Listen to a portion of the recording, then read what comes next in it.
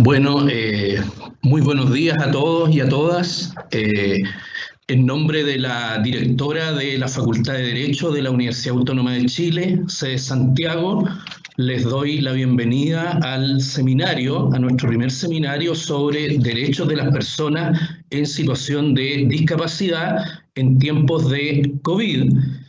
Este es un seminario que tiene por objeto abordar las distintas áreas de educación, salud, información en tiempos de pandemia, teniendo presente las observaciones y preocupaciones de la Organización de Naciones Unidas sobre derechos de las personas con discapacidad, entre las cuales están la adopción de medidas legislativas, medidas administrativas y judiciales que son necesarias para eliminar toda restricción a la capacidad de las personas con discapacidad para que así puedan actuar efectivamente en cualquier ámbito de la sociedad y también analizar cómo sus derechos en el ejercicio de estos se han visto afectados y limitados por la crisis sanitaria mundial que vive la humanidad.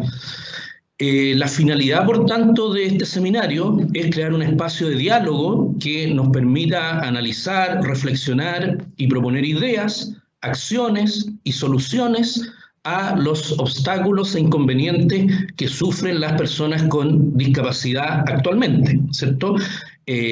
Cómo se plantea el ejercicio de sus derechos en el tiempo presente y cómo estos derechos se han visto afectados, ¿no es cierto?, por la situación que ya conocemos, principalmente en las áreas de salud, educación y acceso a la información. Agradezco, por tanto, la asistencia de los estudiantes, los académicos, de los integrantes de la comunidad AMOMA también, y por supuesto de nuestros expositores, y también de nuestros intérpretes de lengua de señas, el señor Jorge López. Por lo tanto, voy a dar paso a la primera exposición de la subdirectora nacional del Senadis. El Senadis es el Servicio Nacional de la Discapacidad, la señorita María Paz Larroulet, quien nos va a hablar sobre los derechos de las personas con discapacidad en tiempos de COVID. Así que doy la palabra a doña María Paz. Hola, yo antes de empezar con mi presentación quería agradecerles la invitación y en nombre de la directora nacional, quien era la real invitada a este seminario y que no pudo asistir porque tenía, digamos, en agenda, digamos, otras cosas planificadas de antes en el fondo. Y nada, voy a decirle que estamos como muy preocupados siempre, digamos, de trabajar para las personas con discapacidad, sobre todo en épocas como esta. Voy a hacer todo lo posible por presentar, a ver, por ver si que logro presentar. Espérame. ¿Se ve mi presentación? Sí, perfecto. Ya, voy a ponerla en modo presentación. A ver, me van a disculpar un poco, estoy un poco resfriada.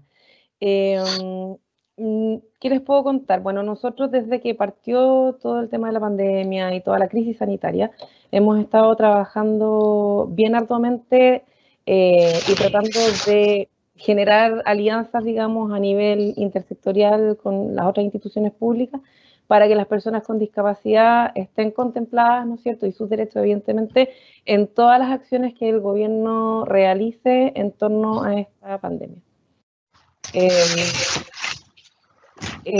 Quiero relevar como primer punto el trabajo colaborativo que nosotros hemos realizado con MinSal, ya puesto que en abril, o sea, muy tempranito desde que se inició la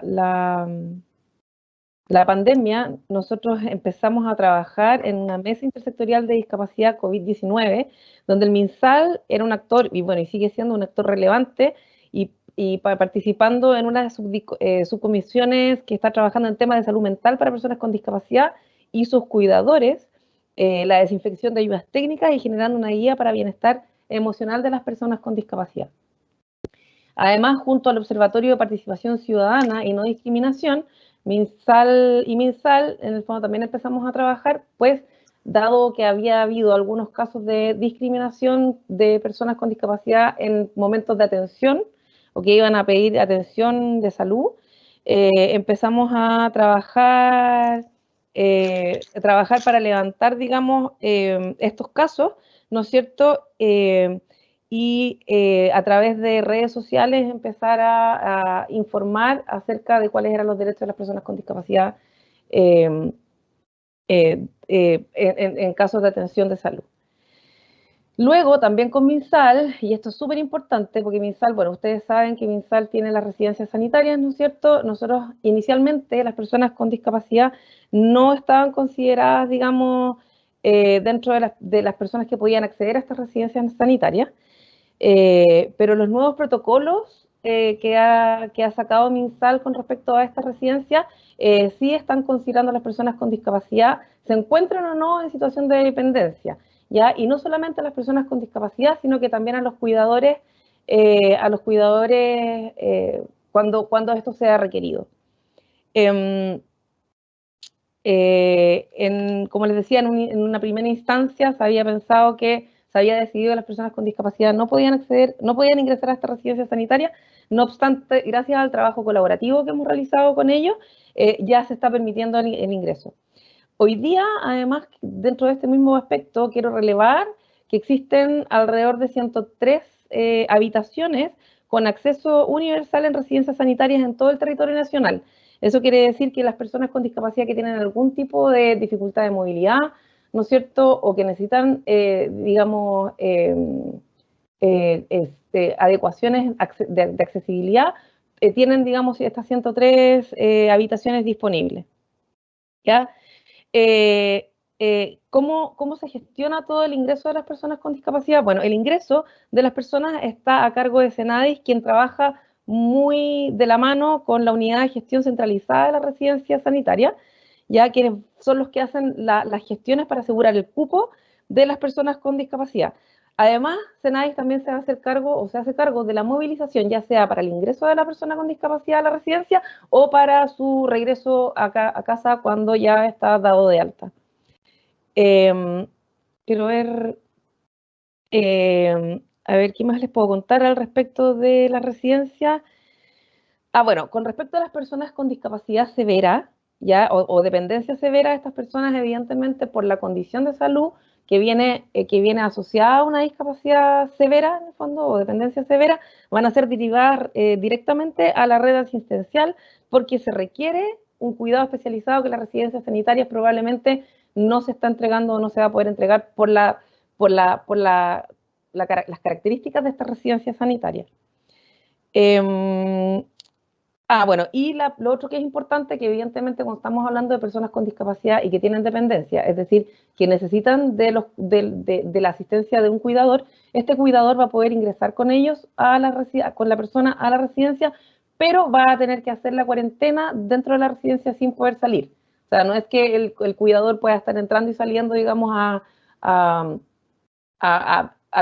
sea, como libremente, sino que tiene que ingresar y permanecer en la residencia junto a la persona con discapacidad.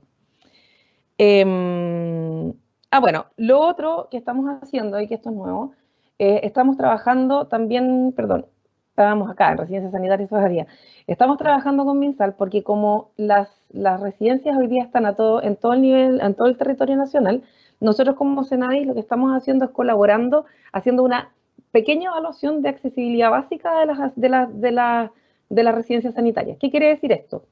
Que nosotros elaboramos, junto a nuestro equipo de accesibilidad, elaboramos un pequeño cuestionario, porque no es una encuesta, es un cuestionario muy breve y muy simple, que cualquier persona puede responder para poder revisar cada una de las residencias sanitarias y determinar si estas residencias cuentan o no con la accesibilidad básica que se requiere para recibir personas con discapacidad. Que cosas como, por ejemplo, tan básicas como, no sé, que el acceso en el fondo a la residencia sea accesible, ¿no es cierto? Ya sea porque tiene una rampa, ¿no es cierto? Que el trayecto desde el ingreso a la habitación donde va a estar la persona le permita el paso, por ejemplo, una silla de ruedas, que el baño tenga, no sé, las condiciones las dimensiones necesarias como para que una persona con discapacidad pueda hacer uso de él, pero cosas así, muy simples, no estamos hablando para nada de algo muy complejo, sino que, en definitiva, poder revisar y poder analizar, ¿no es cierto?, cuáles son las residencias a las que nosotros debiéramos apuntar cada vez que una persona con discapacidad necesite ser ingresada. ¿Qué más les puedo contar? Bueno, con respecto a lo que ya les había mostrado un poquito, con respecto al documento sobre el manejo y tratamiento de las personas con discapacidad en los establecimientos de salud, han salido nuevos protocolos emitidos por el MinSal que consideran el acompañamiento de cuidadores de personas con discapacidad, y además la Subsecretaría de Salud Pública está trabajando en un documento con las orientaciones técnicas para aplicar esto, de modo que se cumplan con todos los resguardos sanitarios. ¿Ya? Esto quiere decir que en el fondo este documento explica cómo debe atenderse o cómo debe tratarse una persona con discapacidad dependiendo del tipo de discapacidad que ésta tiene. Como les había dicho, con respecto al ingreso y la permanencia de cuidadores en caso de hospitalización, se debe considerar siempre que el cuidador hoy día va a jugar un rol súper facilitador en la atención de la persona con discapacidad que esté hospitalizada, ¿ya? Porque el cuidador es quien mejor conoce a la persona con discapacidad, pues porque le brinda asistencia, digamos, día a día, ¿no es cierto? Y aparte que el cuidador por lo general es alguien de la familia, que puede ser la mamá, principalmente la mamá, ¿no es cierto?, de la persona, y por lo tanto conoce perfectamente qué es lo que la persona necesita, y desde ese punto de vista se transforma en un apoyo para el personal de salud, ¿ya? No en una carga, en un apoyo, ¿ya?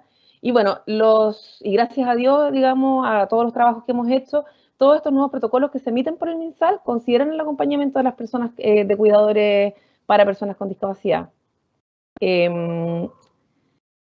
¿Qué más les puedo contar? Bueno, ok. Nosotros también hemos trabajado arduamente en generar recomendaciones para la atención de personas con discapacidad en los servicios de salud durante la pandemia del COVID.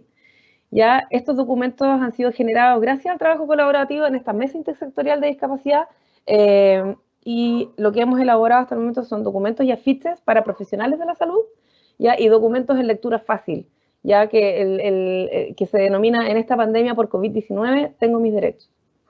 Además, hemos liderado, digamos, una campaña que se llama hashtag Todos Tenemos Derechos, ¿no es cierto?, que cuenta de videos y gráficas que son difundidos por redes sociales con el fin de informar y generar conciencia respecto a que las personas con discapacidad tienen el derecho a ser atendidos en un centro asistencial en igualdad de condiciones que el resto de la población. Bueno, y para qué decir todo el trabajo que hemos realizado para apoyar y gestionar casos complejos que a nosotros nos han llegado, evidentemente, por distintas redes, ¿no es cierto? Y estos casos complejos son de personas con discapacidad que evidentemente han enfrentado dificultades en atenciones de centros de salud, ¿no es cierto? Porque de alguna manera han visto vulnerados sus derechos, y nosotros lo que estamos haciendo es trabajando para que los derechos de estas personas con discapacidad sean respetados y se entienda y se le entregue el mismo nivel de dignidad, digamos, a las personas, sus cuidadores y las familias. Si me disculpan. Con respecto al trabajo un poco más interno que nosotros hemos realizado como servicio, ustedes saben, o por si no saben, nosotros tenemos dentro del servicio una amplia gama de programas. Nuestra oferta programática incluye muchos programas en el fondo que están directamente enfocados en darle beneficios a las personas con discapacidad de forma directa, ¿ya? Entre ellos, el primero es el Fondo Nacional de Proyectos Inclusivos, que todos los años, en el fondo, nosotros lo que hacemos es lanzar el concurso con distintas líneas, ¿ya? A las cuales las personas pueden postular. En este caso, la convocatoria 2020, que va a salir ahora muy pronto, se va a enfocar específicamente en dos líneas y que están directamente relacionadas con la pandemia que estamos viviendo. La primera línea va a estar orientada a generar o entregar elementos de prevención y cuidado COVID-19, y la segunda, que creemos que es muy importante, sobre todo con lo que está ocurriendo a nivel, en términos laborales, que si bien para una persona sin discapacidad ya está siendo muy difícil, para una persona con discapacidad va a ser aún más complejo. Estamos generando una línea de generación de ingresos, ya sea de forma individual o colectiva. Cuando hablamos de individual y colectiva es porque este programa en general puede postular una persona natural, como puede postular también una organización de personas con discapacidad, de y para personas con discapacidad. Por otro lado, también hicimos adecuaciones a nuestro proyecto de apoyo a estudiantes con discapacidad en instituciones de educación superior. Este es un programa que por lo general nosotros abrimos muy tempranamente en el año, pero digamos marzo, pero en esta ocasión y considerando que las universidades no iban a abrir o no iban a dictar clases durante el primer semestre o en los primeros meses, porque en ese momento no sabíamos, digamos, cómo iba a evolucionar la pandemia, nosotros retrasamos este programa para poder aplicar una encuesta a las personas, a los estudiantes que ya venían con, digamos, habían sido financiados por nosotros en años anteriores, que son los estudiantes de continuidad, y a los estudiantes nuevos, ¿no es cierto?, para comprender y para entender cuáles eran los requerimientos que ellos iban a necesitar para poder estudiar en estas condiciones de pandemia. Entonces, con los resultados de esa encuesta, en el fondo nosotros lo que hicimos fue modificar la oferta, tanto de ayudas técnicas como de servicios de apoyo que nosotros entregamos para estos estudiantes, y incorporamos ciertos elementos que antes no estaban considerados, ya para que pudieran los estudiantes poder enfrentar la educación a distancia, a diferencia de años anteriores donde ellos asistían presencialmente, digamos, a las universidades. Dentro de esas cosas, por ejemplo, nosotros hoy día vamos a financiar notebooks, cámaras web, internet, smartphones, interpretación de lengua de señas, entre otras materias. Luego, también hemos generado un trabajo bien intenso con las personas con discapacidad en residencia. Nosotros desde el año 2019 tenemos un programa que en el fondo para atender a las personas con discapacidad en residencia. Este programa viene, les voy a contar un poquito, muy breve, viene dado porque en Sename, hasta el año 2019, habían muchos adultos con discapacidad mayores de 24 años que tenían de algún tipo, alguna subvención Sename en algún momento de la vida, que seguían siendo financiados o subsidiados por Sename. Entonces, dado todo el programa de gobierno, ¿no es cierto?, se decidió que esas personas, por ser adultos, ya no le correspondía a Sename hacerse cargo, sino que teníamos que nosotros, como Servicio Nacional de la Discapacidad, tomar, digamos, como un rol mucho más activo en la atención de estas personas con discapacidad. Estas personas se encuentran en 17 residencias principalmente, ya con las que nosotros como SENADIS tenemos convenio, que atienden a 1.207 personas con discapacidad, de las cuales 821 son usuarios nuestros. Ya son del programa Residencias para Adultos con Discapacidad de SENADIS. Y acá nosotros hicimos varias cosas. Lo primero que hicimos fue generar un protocolo de recomendaciones para la prevención y atención del COVID en la residencia, ya para evitar o para tratar de prevenir lo más tempranamente posible cualquier foco de contagio o riesgo de contagio al interior de una residencia. Nosotros sabemos que las personas con discapacidad que tienen dependencia tienen también altos riesgos de contraer el virus, digamos, y tener no sé, presentar como, ay, se me da la palabra, presentar cuadros un poco más, mucho más severos que una persona sin discapacidad. ¿Ya? Por lo tanto, nuestro primer foco era poner atención en prevenir y tratar de evitar al máximo el ingreso del virus a la residencia. Esto viene acompañado de un monitoreo que se hace diariamente a cada una de las residencias, donde se evalúa el estado de las personas, ¿no es cierto? Se ve cuántas personas pueden estar con riesgo o sospechosas de tener COVID, cuántas personas se han contagiado, no solamente con las personas con discapacidad, sino también del personal que atiende, ¿no es cierto? Porque también es importante entender que una persona que atiende a una persona con discapacidad, o sea, que a nosotros también nos preocupa, digamos, lo que pasa con ellos, y también tenemos que lograr hacer como las cuarentenas del personal, en el fondo, y contar también con el personal de reemplazo o de relevo, y generar también turnos lo más lo mejor posible, digamos, en el fondo, para evitar, digamos, que haya contagios entre turnos y contagios entre personal de atención y las personas con discapacidad. Y para eso, y este creo que es el punto como central de lo que les quiero contar, es que generamos residencias transitorias. ¿Qué son las residencias transitorias o residencias espejos, como le decimos nosotros? Son residencias, bueno, son residencias que se establecen, que son temporales, ¿no es cierto?, donde uno donde uno puede trasladar pacientes contagiados de coronavirus, ¿no es cierto?, para evitar que esa persona se mantenga junto a personas con discapacidad sin contagio, o sea, sanas, ¿no es cierto?, y evitar así la propagación del virus. Esto puede darse de dos maneras, dependiendo de la cantidad de personas que pueda haber en una residencia y dependiendo del grado de contagio que pueda darse dentro de una residencia.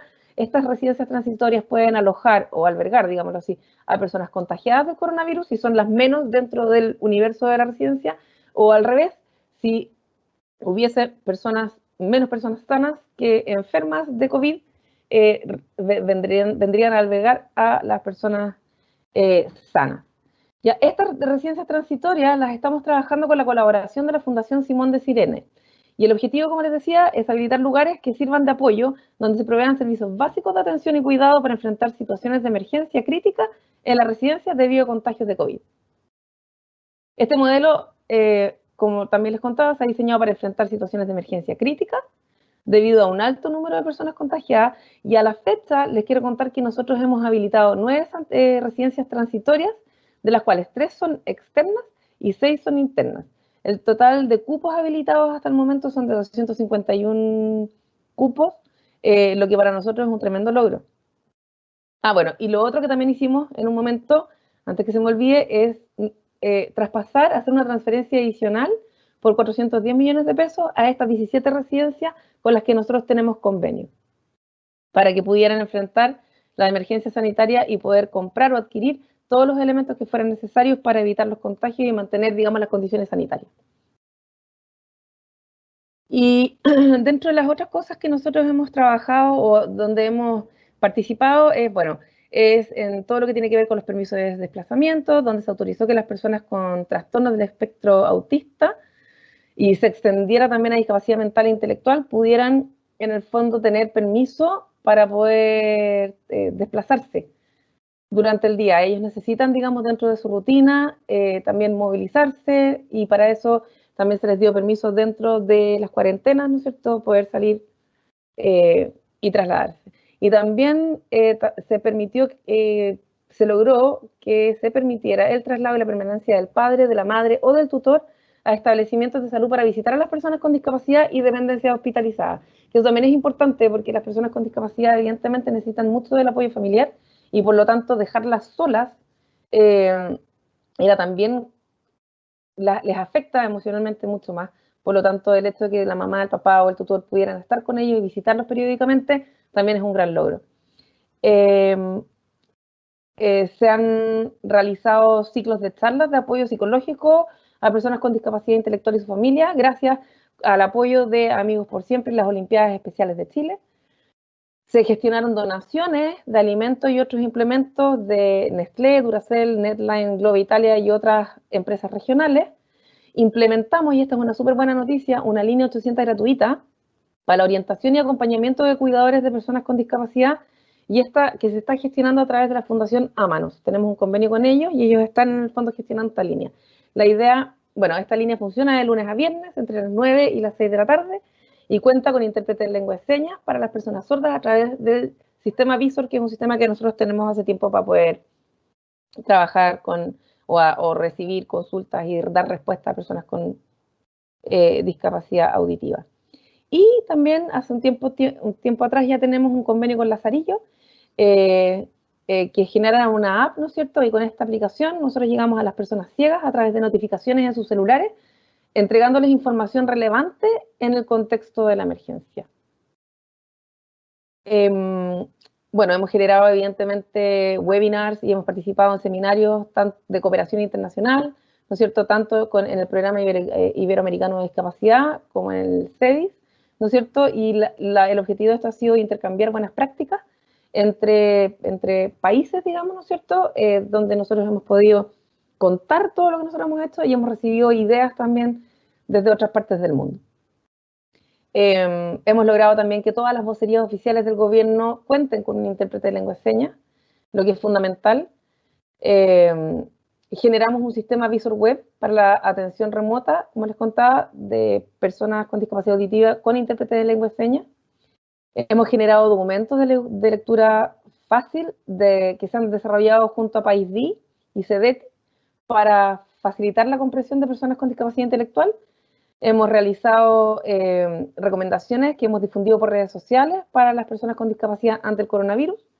Y bueno, evidentemente estamos constantemente enviando mails informativos a más de 2.000 organizaciones de personas de y para personas con discapacidad. Y eso es cuanto les puedo contar más o menos de lo que hemos estado haciendo. Esto yo diría que son los aspectos más relevantes. Evidentemente estamos trabajando en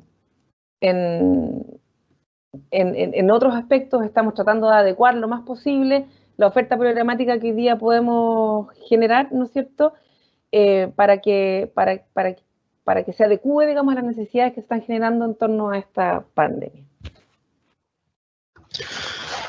Bueno, agradecemos la excelente exposición de la subdirectora nacional de Senadis. Por razones de tiempo, ¿no es cierto?, de agenda propias de su cargo, ella tiene que hacer abandono de la reunión a más tardar a las 12 horas. Por lo tanto, vamos a dejar abierto un espacio para que le hagan preguntas, ¿ya?, a través del correspondiente chat. Y aquí tengo yo una pregunta, la voy a leer, una pregunta que me acaba de llegar. Me dice, ¿qué medidas de ajuste o de adecuación se han realizado respecto de personas ciegas y sordas por tacto y mascarilla, ya considerando la situación frente a la pandemia? Bueno, como les contaba, nosotros como servicio hemos implementado varias medidas para la atención de personas con discapacidad. Nosotros hemos entregado también recomendaciones a las organizaciones, porque evidentemente a nosotros también nos están llegando siempre como información respecto, por ejemplo, a implementos a los EPP, implementos de protección personal, ¿no es cierto?, donde nosotros podemos adquirir, comprar o también informar a las organizaciones donde pueden comprar. Dentro de eso, por ejemplo, una de las cosas que a nosotros nos llegó y que está orientada a las personas sordas que leen labios son unas mascarillas, ¿no es cierto?, que tienen todo el sector de la boca transparente. ¿Ya? Entonces las personas que pueden leer labios pueden, o sea, la persona con la que está conversando no necesita sacarse la mascarilla para que la persona sorda pueda leer los labios. Y como les contaba, y lo que hemos hecho nosotros para las personas, específicamente para las personas ciegas, el convenio con Lazarillo, ¿no es cierto?, que son estas, a través de la aplicación que se le entregan informaciones y se le mandan notificaciones respecto al contexto COVID a las personas ciegas, y por otro lado, todo lo que es Visor Web y todo lo que estamos haciendo para recibir consultas y poder dar respuesta a preguntas de personas con discapacidad auditiva. Muchas gracias. Tengo otra pregunta acá. Me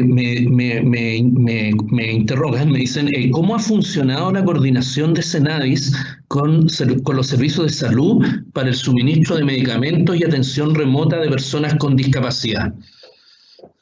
Buena pregunta. Nosotros estamos trabajando en varias líneas con el servicio de salud, o sea, con el MinSal propiamente tal. Nosotros estamos a nivel regional, nuestros directores regionales son los que se coordinan o que debieran coordinarse con los respectivos servicios de salud, y es un trabajo que se está realizando a nivel regional, pero no tengo hoy día en este minuto como catastro de cuáles son las acciones que se están realizando porque son acciones regionales, pero nosotros a nivel nacional con el MinSal, las dos subsecretarías, estamos trabajando, digamos, para poder gestionar esas ayudas. Gracias. No sé si hay alguna otra pregunta.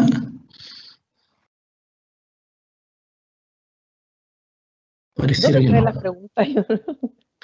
Lo que pasa es que aparecen en un chat que se llama Preguntas y Respuestas del evento en vivo, Ah, que perfecto. en la barra que está al medio, a la izquierda del teléfono rojo, ahí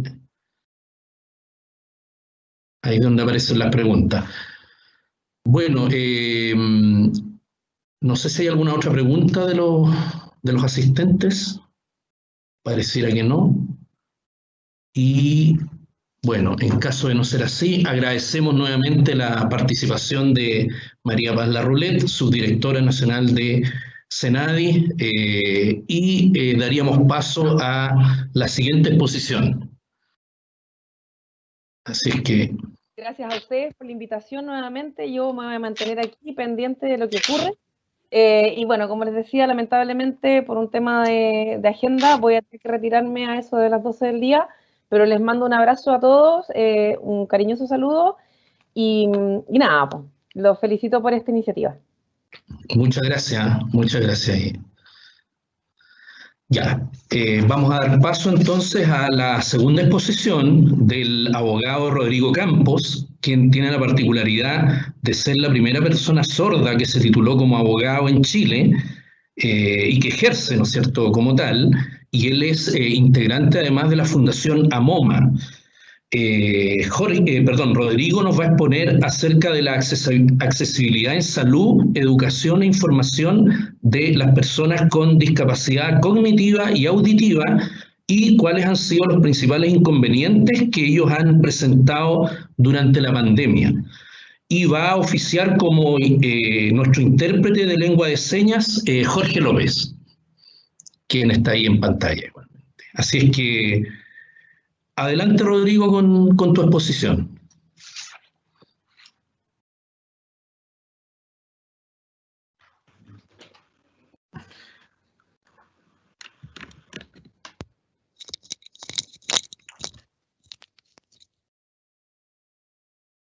Listo. Mire, primero, muchas gracias al equipo de la Universidad Autónoma por invitarme a esta exposición. Esta temática es muy importante y es súper importante difundirla para las personas con discapacidad sobre el acceso y las barreras que tienen producto del coronavirus. Bueno, me presento, mi nombre es Rodrigo Campos, esta es mi seña, y bueno, yo no soy abogado. Sí, antes estuve estudiando Derecho y tuve que interrumpir mi estudio por una situación que tuve. Ahora estoy estudiando psicopedagogía. Bueno, tengo dos trabajos. El trabajo médico a MOMAS para las barreras de comunicación con las personas sordas y oyentes, en el fondo, integrar estos dos mundos. Y una empresa donde estamos investigando los servicios de interpretación en lengua de señas en diferentes ámbitos de salud, trabajo, judicial, estos distintos accesos. Bueno, ¿empezamos la presentación?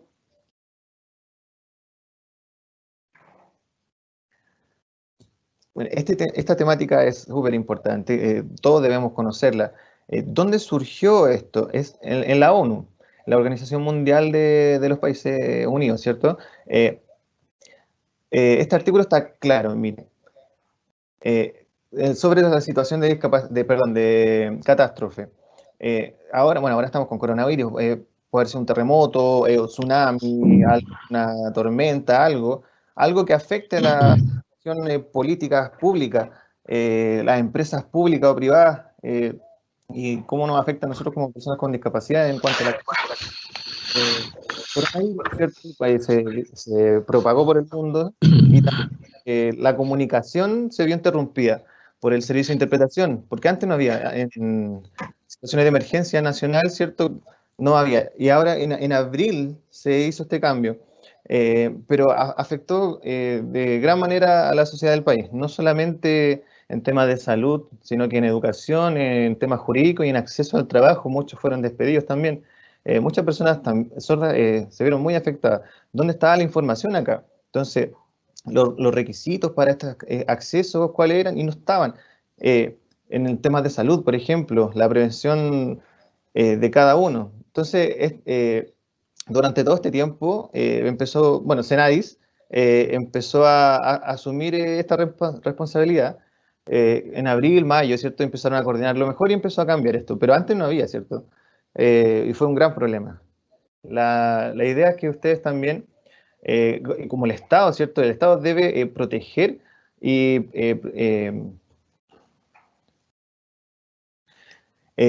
disculpen, el Estado tiene que proteger a las personas en situación de discapacidad y también propiciar esto, porque la información previa a la pandemia, eso es importante, ¿cierto? Asumir todo esto, que se cumplan estos protocolos también, de cómo dar esto. La otra diapositiva, por favor.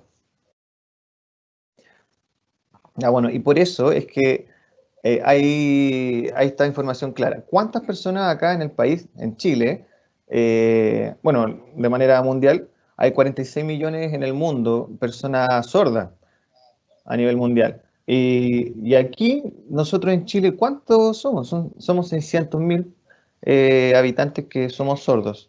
Pero ojo, en eso hay distintos grados, ¿cierto? Personas con hipacusia, con disminución de la audición, personas de edad adulta ya que pierden la audición, sordos profundos, bueno, son distintos tipos de discapacidad dentro de la sordera. ¿Y qué pasa con esta situación? El tema de la mascarilla no es lo único, ¿cierto? Hay distintas minorías dentro de la comunidad sorda, ¿cierto?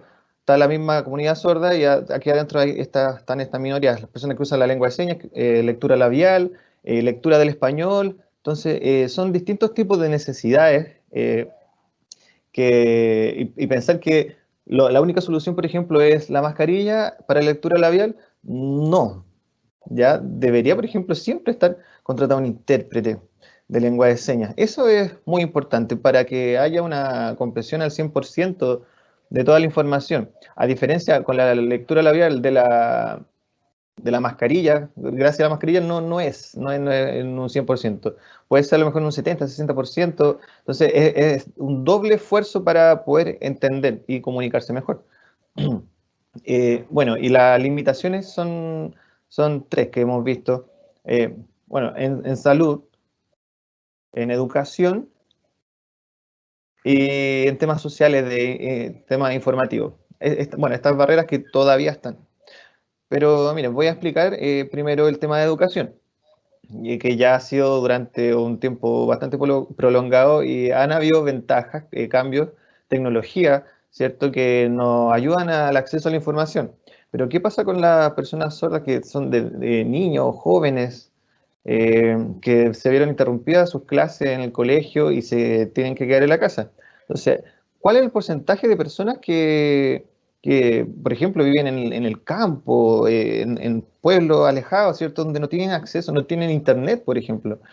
La conexión, el cable, no sé, esa también es una problemática. La persona sorda ahí solo en la casa, solamente se comunica con la familia y la misma familia también tiene esta barrera. Entonces, no sabe leer y cómo las personas, la familia tampoco sabe señas. Entonces, todo esto se ha convertido en una limitancia.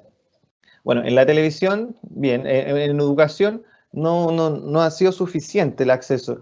Hay muchos puntos a tratar no sé, por ejemplo, la jornada completa, que haya interpretación, de repente sí hay, de repente no hay. Y el sordo ahí, bueno, se aburre también.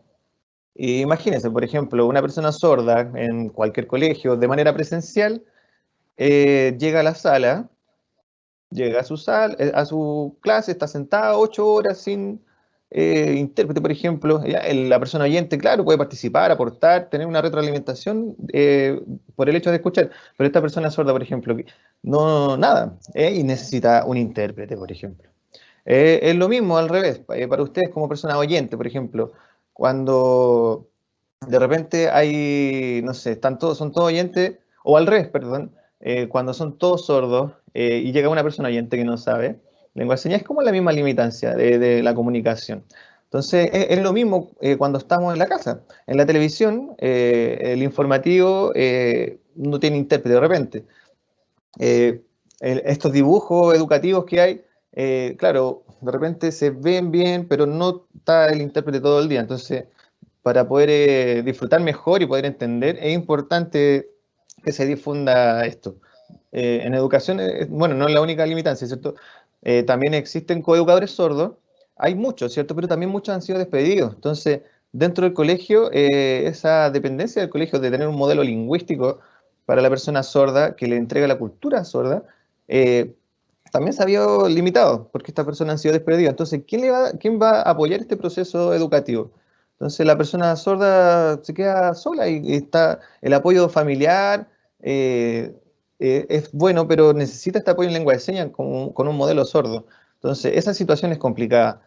En la protección laboral de la persona sorda también. Hay muchos sordos que han sido despedidos en todo el país. Entonces, es una temática, bueno, un tema del coronavirus, claro, eh, pero es como un aprovechamiento político. A ver, que las personas sordas de repente no saben leer, entonces se vulneran los derechos de estas personas. Entonces, la persona igual se angustia y, no sé, de repente lo despiden y no sabe el motivo y queda con esta duda, ¿y qué pasó con mi derecho? Entonces, bueno, hay otras áreas que están encargadas de promulgar todo el derecho laboral. Claro, solamente enfocado a salud no tiene que ser, también tiene que ser un tema laboral, la interpretación, la información en lengua de señas con un intérprete. ¿Qué es lo que deben hacer? Si existe alguna problemática, hay que denunciar cómo lo hacemos. Bueno, eso es un tema que falta difundirlo también y es muy importante. Como persona de discapacidad, el tema del coronavirus, el tema económico, cómo pagar las cuentas, la comida, el arriendo, las deudas. Y que van aumentando sin poder pagarla. Esto no ha sido ayudado con ningún fondo. Bueno, el tema de difusión social, el Estado también tendría que hacerse cargo de todo de toda esta problemática con respecto al coronavirus. Claro, en televisión, por ejemplo, se funden estadísticas, ¿cierto? Cada 24 horas ya hay un resumen, ¿cierto? Hay intérprete, perfecto. Pero, ¿qué pasó, por ejemplo, que hace poquito en el Congreso ya se discutió y se aprobó la ley, perdón, no se aprobó la, la propuesta de ley del retiro del 10% de la AFP y no tenía intérprete. Y eso es muy importante para todos los ciudadanos del país. Y no está esta información. Nosotros como personas sordas necesitamos saber de qué están hablando, de qué se está hablando en el país. Y eso no teníamos acceso a la información, entonces en el fondo se olvidaron de nosotros y solamente no se hizo. Y se sabe, pero no se hizo.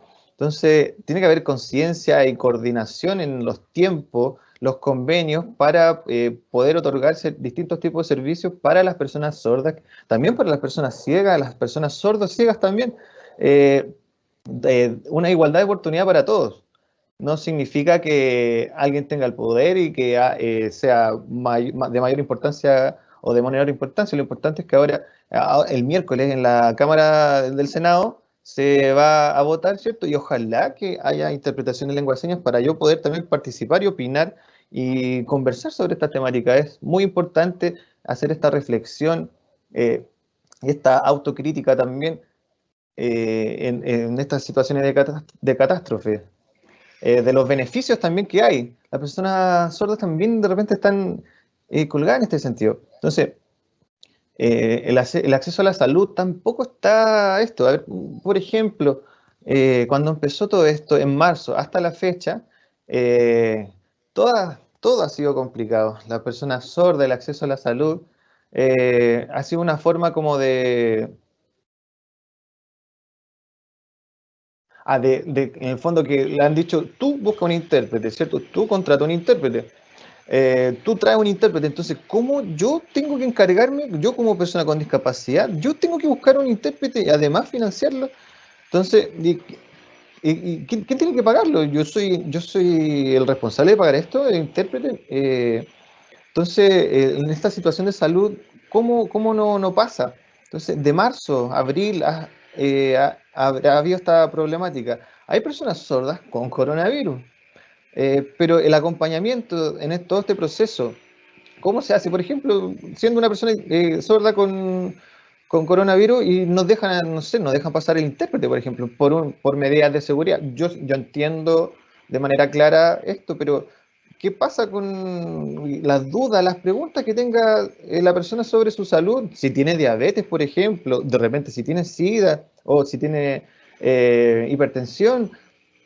Entonces es necesario tener todas estas temáticas puestas y, sobre la accesibilidad y durante toda esta etapa y hasta que termine, ¿cierto? Cuando la persona ya esté sana, por ejemplo, que ingrese enferma y salga de alta, es importante que tenga un intérprete que lo acompañe. Entonces también nosotros podemos tomar una decisión.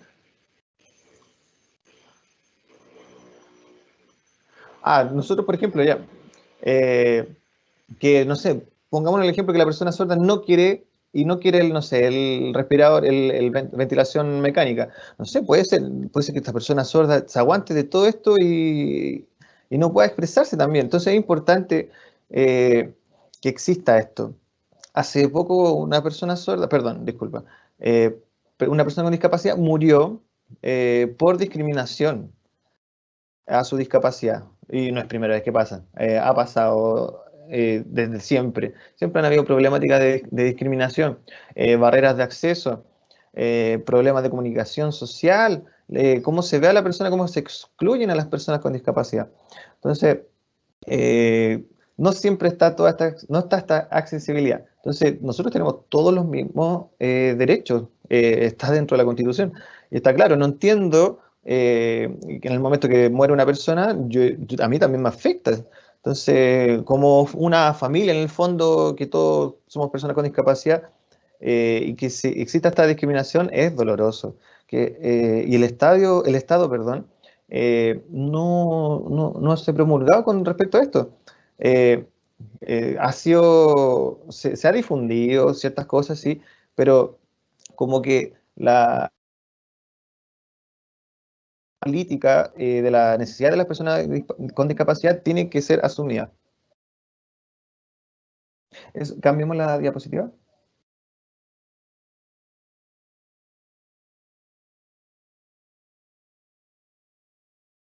Esta temática es muy importante. Todos la conocen, este modelo que viene del Reino Unido. Sabemos que, bueno, es un país desarrollado, claro, fuertemente desarrollado, y ahí se ve, hay una investigación sobre esto, y lo coloqué acá, sobre la salud. En Inglaterra ya antes ya fue afectado, bueno, la pandemia y todo, pero no hay una diferencia en cuanto a derechos, todo está en igualdad. Los cuidados personales, las personas sordas y oyentes ha sido exactamente lo mismo. Entonces, ahí es un buen ejemplo a seguir lo que pasa en Inglaterra con respecto a esta situación que ya estuvo planificado desde antes y estaba establecido desde antes.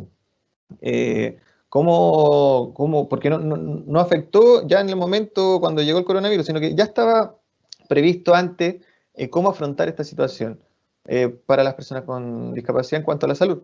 Eso es muy importante en comparación con Chile. Acá no es lo mismo, acá es peor, fue con el fondo peor la situación. El acceso a la información, tengo que usar mascarilla o no. Al principio se decía que solamente sabían que tenían que ser mascarillas compradas, que no podían hacerse en la casa con género. Entonces, hubo una confusión, no estaba todo claro. Entonces, habían personas sordas que murieron, perdón, personas en situación de discapacidad que también murieron. Entonces, da rabia, duele esta situación de sufrimiento. Tenemos que pensar que en Inglaterra hay esto, está todo listo, entonces ojalá que acá, gracias al error, se pueda solucionar y no se vuelva a repetir.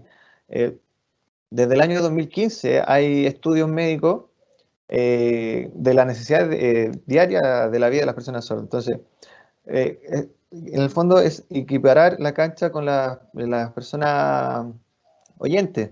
Entonces, debemos planificar, hacer una planificación, tener una mesa de conversación sobre la necesidad de las personas con discapacidad, porque son distintos tipos de necesidades. de cada uno. Entonces, hay que generar un protocolo y ajustarlo a las políticas públicas. Y eso no existe acá. Entonces, solamente las consultas. Entonces, hay que hacer un catastro de todo esto en políticas públicas y las buenas prácticas para todos. La siguiente diapositiva, por favor. Entonces, bueno, lo último, a modo de resumen, estos tres elementos es en relación a lo mismo que ya les dije anteriormente. Esta forma que tiene del acceso a la información en temas sanitarios, mío o de cualquier persona con discapacidad, falta difusión en cuanto a eso.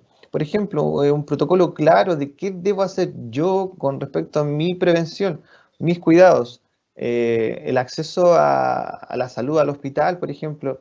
¿Cuál es el protocolo que hay que seguir? Hace poco ya se hizo, pero no es suficiente, falta agregarle cosas que quede con más claridad y con más iconocidad, con cosas más, con imágenes, algo que sea más visual para nosotros, para poder entenderlo de mejor manera. Algunos, por ejemplo, en cuanto a discapacidad de ceguera, no todos saben braille también, o no toda la información tiene braille, por ejemplo, o necesidad de información en audio. Estos protocolos, claro, no están claros. Por un tema, por ejemplo, de fácil difusión y que, o sea, un tema se difunde, claro, y queda ahí. Entonces, hay más necesidades de acceso. No es suficiente en temática de salud. También enfocarnos al hospital, por ejemplo, o un centro de salud, buscar ahí alguien que use la lengua de señas o contratar directamente a un intérprete. Tiene que ser así, porque ahora el coronavirus, ¿cierto? Ya está en todo el país, entonces dicen que no, que sí hay intérprete, pero no es así, ¿cierto? Está todo colapsado, los servicios de interpretación todo el día, ¿cierto? Y las personas sordas tienen esta necesidad. ¿Y cuál sería el plan que tendríamos que hacer? Generar políticas públicas para concursos de lengua de señas, también, por ejemplo, para los funcionarios públicos que aprendan lengua de señas, que en el fondo se genere esta independencia de la persona sorda y pueda ir a atenderse. Imagínense, por ejemplo, yo como con coronavirus, no sé, le pido a algún familiar que me acompañe, por ejemplo, pero ¿qué pasa con mi vida privada, por ejemplo? Hay cosas que no puedo decir si no está mi mamá ahí, por ejemplo. Esta independencia se genera de mejor manera teniendo un intérprete, ¿cierto? O una persona, o que el funcionario sepa lengua de señas. Hasta el momento en Chile no está en enfermería, no sé, por ejemplo. Bueno, sí hay un tema tecnológico, está Redapis, con visor, claro, con cámara, pero por el momento, claro, está bien, pero no es suficiente. ¿Qué pasa si necesitas toda la madrugada un intérprete ahí? Entonces el servicio de interpretación también es complicado ahí, esto afecta también. Entonces debemos pensar bien, planificar cuáles son las necesidades para generar estos protocolos. Bueno, y lo último que yo digo es proponerles que, perdón, se nos pegó la cámara.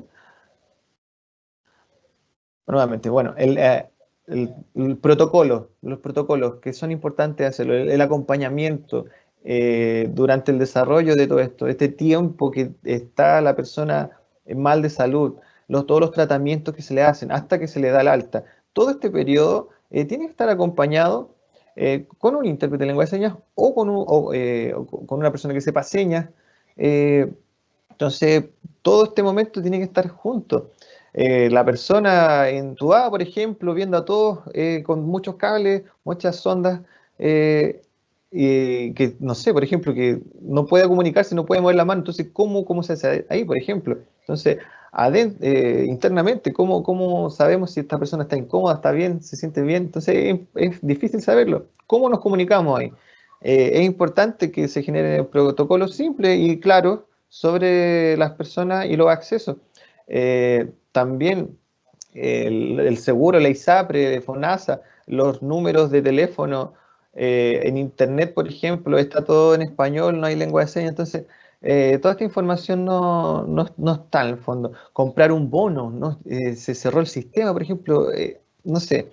Siempre cuando hay problemática, tenemos que buscar adaptaciones de accesibilidad. Yo les voy a dar un ejemplo mío. En mi caso, hace poco, hace un mes, hace 2 meses más o menos, compré por internet cualquier cosa, compré un producto y después estuve esperando 2 semanas, no me lo despacharon, me quedé ahí colgado. Entonces, ¿cómo tengo que mandar un correo? Pero no salía ningún correo. ¿Y cómo hago esto? Tenía que únicamente llamar por teléfono, pero yo, como persona sorda, ¿cómo voy a llamar por teléfono? Entonces, en situación de pandemia, no puedo ir al lugar tampoco, no, solamente tenía que usar teléfono. Entonces, esa accesibilidad, eso le afecta a uno como persona. Y esa situación no es favorable y es penosa en el fondo para el país. Eh, la única forma que tuve que hacer, o sea, lo único que tuve que hacer es pedirle a mi hermano, eh, y no quería ser dependiente. Eso significa que estoy dependiendo de él para poder llamar. Entonces no logró un 100% de independencia. Y ese acceso a la comunicación, esa barrera de la comunicación está. En la siguiente diapositiva, por favor.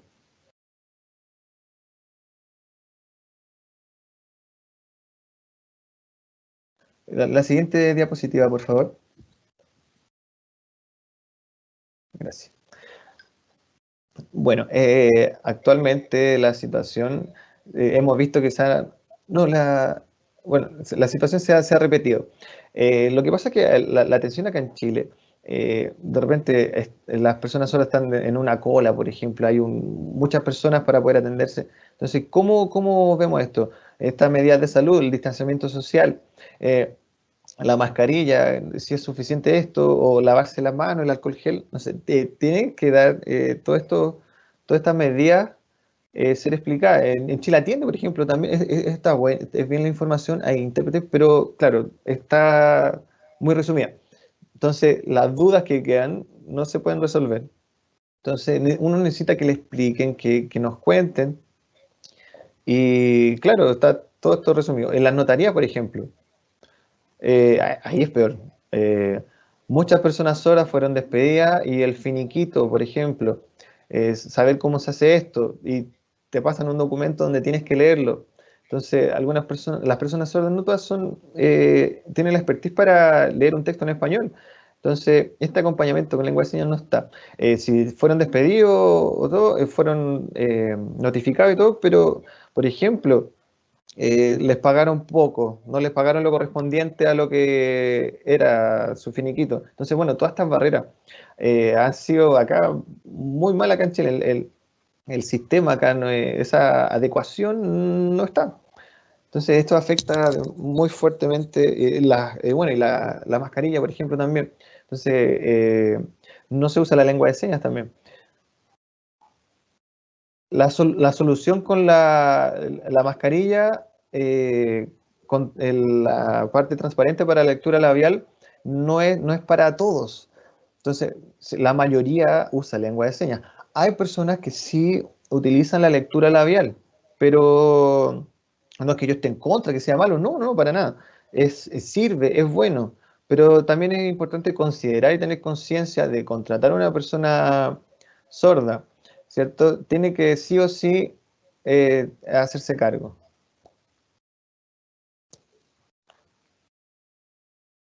Bueno, eso. Esa sería nuestra conclusión.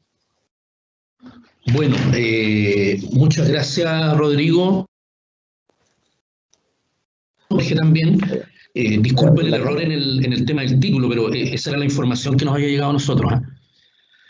Y vamos a dar paso ahora a la tercera exposición, que es de don Gerson Roquant, que trabaja en la ilustre municipalidad de Quilicura y está a cargo de la Unidad de Derechos Humanos de Grupos Vulnerables.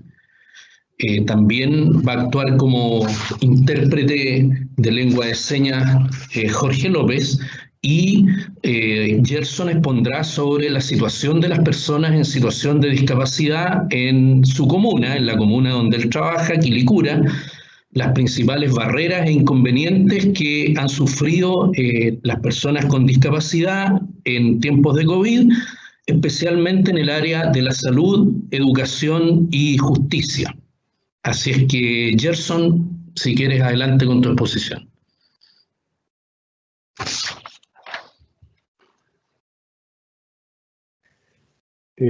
Hola, no sé si se escucha el micrófono, ¿no? Sí, perfecto. Perfecto, bueno. Claro, yo igual el tema mío es un poco diferente al que está ahí, pero porque yo soy el coordinador de la Oficina Migrantes y Refugiados de Quilicura, que es parte del Departamento de Derechos Humanos, ¿ya? Entonces, el tema que yo iba a plantear ahora eran los desafíos de la migración y la discapacidad, pero especialmente en el contexto de tiempos de COVID, pero también un tema un poco más general.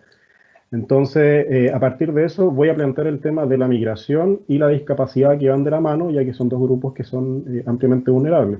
Entonces, para ir contando en el contexto, en nuestra municipalidad tenemos un departamento que es el Departamento de Derechos Humanos, y este departamento tiene 4 oficinas. Dentro de esas 4 oficinas está la oficina de discapacidad, está la oficina de migrantes y refugiados, está la oficina de diversidad sexual y género, y está la oficina de pueblo originario. Dentro de esa oficina, nosotros trabajamos transversalmente entre las 4 oficinas y dentro del Departamento de Derechos Humanos. No sé si me escuchan, ¿no? ¿Aló? Se escucha perfecto, Gerson. Perfecto. Salía algún problema de conexión. Entonces, en el contexto acá yo voy a hablar sobre los desafíos de la migración y la discapacidad. Entonces, para ir hablando en el contexto internacional, especialmente en el tema migratorio, tenemos que poner en un contexto para empezar a hablar que actualmente nosotros estamos viendo la mayor crisis migratoria de la historia. O sea, actualmente tenemos más de 278 millones de migrantes a nivel mundial, más de 70 millones de desplazados forzados y más de 41.3 millones de desplazados internos. Y solamente en la región tenemos más de 7 millones de desplazados solamente desde Venezuela. Entonces, poniendo en este contexto de crisis migratoria mundial, nos vamos al plano nacional, que actualmente nosotros tenemos 1.000.000, nadie me equivoqué, era 1.442.000 personas migrantes dentro de Chile, y mayoritariamente son de Venezuela en un 30.5, después viene Perú con un 15.8, Haití, Colombia y Bolivia, y hubo un aumento de un 19.4% del año pasado. Entonces, la migración, obviamente en Chile, va a haber un freno respecto hasta el 18 de octubre del año pasado, y también respecto a las 3 principales, o sea, entre la primera y la tercera mayores colonias migratorias, que es Venezuela y Haití, producto de estas barreras que puso el gobierno actual a estas 2 nacionalidades que después podríamos explicar. En cuanto al plano local, nosotros contamos, o sea, hay un universo de 25.556 personas migrantes dentro de Quilicura, que representa el 12.15% de nuestra comunidad. Somos la 9ª a nivel nacional y regional, con mayor cantidad de migrantes, y la 3ª a nivel nacional. Dentro de nuestras principales mayores colonias o colectivos migrantes está Haití, Perú, Venezuela, pero acá nosotros creemos que hay un cambio, que obviamente va a haber Venezuela en el segundo lugar, producto de esta oleada y la última segunda gran oleada migratoria venezolana que llegó a nuestro país, pero nosotros tenemos mayoritariamente una comunidad haitiana en nuestro territorio, que de ahí va a ir de la mano de lo que vamos a ir conversando con estos temas también que se fueron generando de discapacidad y migración. Para ir hablando derechamente de este tema, obviamente tenemos que centrarlo en un concepto que es clave, que es la interseccionalidad. ¿Qué hablamos con interseccionalidad? Y creo que muchos también ya lo manejan, que es cuando se generan diferentes conceptos o diferentes partes de una persona, que puede ser, ejemplo, en este caso, migrante, y además de ser migrante es discapacitado. O también puede ser, no sé, dentro de una comunidad LGBTI. Entonces, al tener estas 3 o 4 o 5 factores, o los que sean, se van formando a esta persona, y obviamente va a tener otras formas también de discriminación dentro de la sociedad con este tema de la interseccionalidad, y obviamente hay que hacer un trabajo que tiene que ser mucho más detallado. De esta interseccionalidad también sale un factor que es el factor idiomático, que ahora lo voy a hablar por qué se basa también en nuestra comuna, especialmente por las personas que son no hispanoparlantes, especialmente las personas de nacionalidad haitiana, que al tener este factor idiomático afecta derechamente, especialmente a posibles casos de nuevas personas que tengan una discapacidad, especialmente una discapacidad física. Se ha dado muchos, no sé si muchos, pero sí varios casos, ejemplo en nuestra comuna o en nuestra oficina, que han llegado personas de nacionalidad haitiana que han perdido sus extremidades o han perdido dedos también de sus manos, producto de no manejar perfectamente el español y no manejar perfectamente cuáles son las instrucciones que se les generan o que se les dan a ellos en sus puestos de trabajo, y han quedado también con algunas situaciones o han quedado discapacitados derechamente. También hay otro factor que afecta, ejemplo, en esta interseccionalidad, que es la legislación migratoria débil que tenemos a nivel nacional. Pensemos que tenemos una migración, o sea, una legislación que data de 1975, en plena época de dictadura militar, que mira al extranjero como casi un peligro para la seguridad interior del Estado. Se basa también en una legislación que es netamente preventiva para la migración y está alejada completamente de los derechos para los migrantes, solamente está generando obligaciones y las formas de entrada y salida al país. Actualmente todavía no contamos con una legislación migratoria nueva, sino que es totalmente arcaica la que actualmente tenemos, y esto afecta derechamente a las personas que vienen con una discapacidad desde su país de origen, que ahí también lo voy a explicar por el tema de las demoras en su forma de regularización. En Chile también hay una migración netamente laboral, especialmente el sistema migratorio chileno se basa en una migración, no diría casi un 100%, pero sí mayoritariamente laboral. ¿Por qué? Porque lo que le interesa al país es que este migrante o esta persona venga a trabajar y que no sea una carga para el Estado, sino que pague sus impuestos, que pague sus imposiciones, y por eso se basa en una migración netamente laboral. O sea, si tú no tienes un trabajo o no tienes un título, desde tu país de origen, lamentablemente se te va a hacer muy difícil poder regularizarte en el país y poder tener esta empresa migratoria dentro del país. Pensando, obviamente, que igual pueden haber otros factores que puede ser que esta persona tenga familiares con permanencia definitiva y puedan acceder a una regularización, pero la gran mayoría, el gran porcentaje de los migrantes tienen que sí o sí tener una fuente laboral para poder migrar a Chile. Entonces, ¿qué pasa? Y dejamos la pregunta abierta. ¿Qué pasa con las personas que vienen con una discapacidad de su país de origen, ya sea una discapacidad mental o una discapacidad física?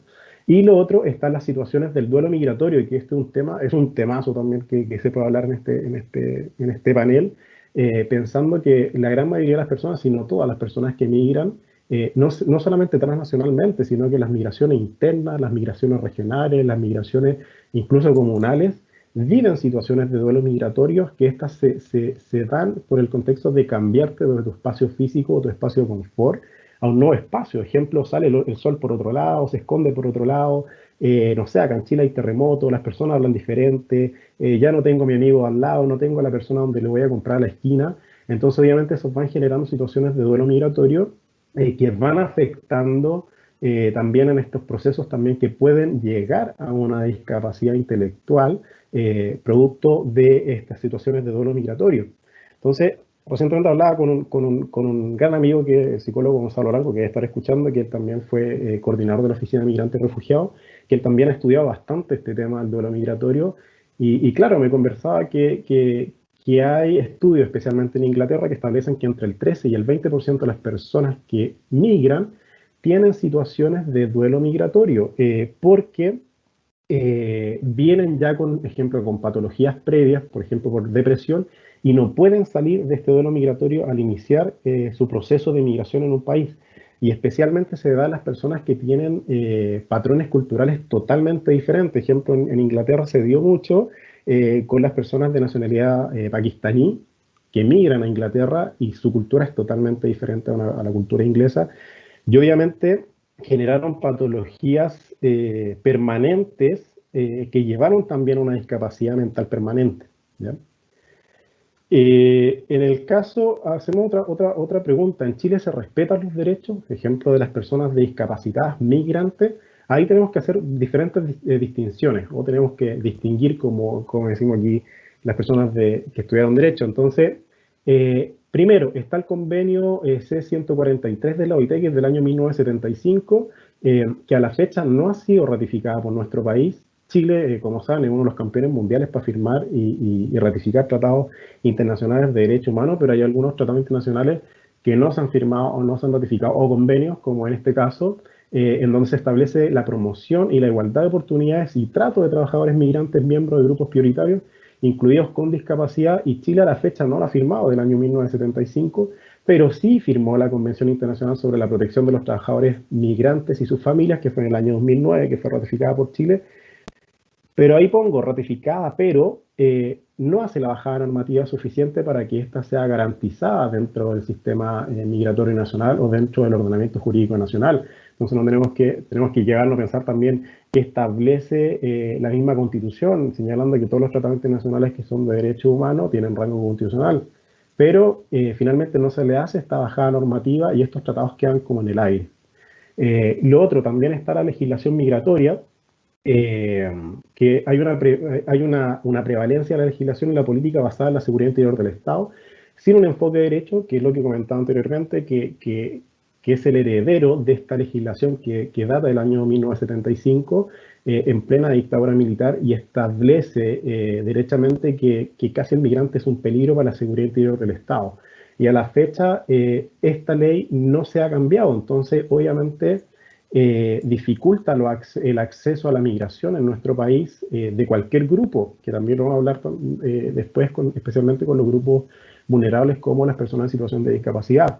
Y también dentro de la misma legislación migratoria los plazos son excesivos. Entonces una persona que ingresa a nuestro país o que quiere solicitar una visa, ya sea temporaria o laboral, los plazos son excesivamente excesivos, valga la redundancia, que van entre aproximadamente 1 año a 2 años. ¿Y qué pasa dentro de este plazo? ¿Ya? Se me pegó la idea por acá. Dentro de los principales obstáculos que podemos ver acá, los podemos diferenciar en 3, especialmente en la discapacidad desde el país de origen. Tenemos un sistema migratorio, como anteriormente hablábamos, que está basado en la fuerza laboral, derechamente. Entonces estos migrantes que quieren o tienen la intención de migrar a Chile, que antes del 18 de octubre era un país dentro de los países más estables de la región, y lamentablemente esta copia feliz de la herencia nos acabó el 18 de octubre, y los migrantes ya no miran a Chile como un país que es derechamente atractivo dentro de la región. Entonces se iba dificultando esto, y derechamente a estas personas que tienen una situación de discapacidad desde su país de origen es completamente, o no sé si completamente, pero sí es muy dificultoso poder regularizarse en el país, especialmente por este sistema migratorio basado especialmente en la fuerza laboral. Y lo que anteriormente señalábamos, con los plazos excesivamente extensos para la obtención de los visados, especialmente en los casos de titulares independientes. Entonces, ¿qué pasa si una persona con una situación de discapacidad, perfecto, puede tener una oferta laboral o puede tener una profesión desde su país de origen, pero qué pasa en ese plazo para poder obtener la visación correspondiente, ¿ya? Y ahí también quedarían como en el aire en estos plazos claramente excesivos que van entre 1 año a 2 años aproximadamente para poder hacer una primera regularización. El otro punto está la discapacidad en Chile. Obviamente aquí hay que ver el estatus migratorio de esa persona para poder también obtener lo que va en el tercer punto, que es la credencial de discapacidad, porque ahí se señala la credencial de discapacidad que se debe ser residente. Entonces, dentro de esta palabra hay que hacer la salvedad que para ser residente se exige sí o sí una cédula de identidad. Entonces, para tener esta cédula de identidad, especialmente hay que pasar por este proceso migratorio que hablamos anteriormente, que es claramente excesivo en sus tiempos. Entonces, conlleva también a esta vulnerabilidad de esta persona discapacitada. Está el factor idiomático y el factor interseccional, que hablamos anteriormente, que ahí depende también de muchas personas que no son hispanoparlantes. Está la comprensión de los factores culturales, que también es un tema importantísimo, especialmente en las discapacidades que se generan por patologías mentales. Especialmente se nos da a nosotros acá en Quilicura, está el tema del vudú, que es un tema cultural, especialmente en la cultura haitiana, que para nosotros lo vemos derechamente, lo patologizamos y decimos, no, esta persona derechamente puede tener una esquizofrenia, pero para ellos es un tema más cultural. Entonces nosotros como que disminuimos este valor cultural y lo llevamos netamente al tema patologizado. Lo que hablaba el compañero anteriormente, las plataformas digitales no están adecuadas para las personas con discapacidad, especialmente la discapacidad visual.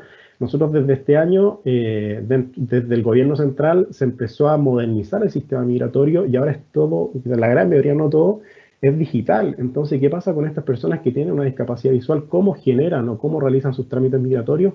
Ahí tampoco se están garantizando derechos. También hay una falta de personal capacitado, que también hablaba el compañero, en las oficinas de extranjería o las oficinas también de los ministerios. No hay personas que están capacitadas en lenguaje de señas. Entonces, ¿qué pasa con estas personas o con personas que tienen una situación? No sé si la accesibilidad universal también está garantizada dentro de estos espacios físicos, y también lleva a vulneración de derechos. Lo otro, ¿qué pasa con la credencial de discapacidad? Como decía anteriormente, debe ser residente, se exige también una cédula de identidad, pero para tener esta cédula de identidad o el RUT, lamentablemente acá en Chile, si tú no tienes un RUT, no eres nadie, especialmente para el sistema administrativo o de ministerios también en Chile, o para acceder a algún beneficio, si no tienes un RUT, no puedes acceder. Entonces, ¿qué pasa con estas personas que están en este proceso previo? ¿O qué pasa con estas personas que no pueden acceder al sistema migratorio, no pueden tener una visa? ¿Qué pasa con ellos? Entonces, ¿y qué pasa en este lapso? También hay otra pregunta abierta que podemos generar. En el acceso, vamos a hablar de otro tema, que es el acceso a ayuda a personas en situación de discapacidad en el sistema migratorio.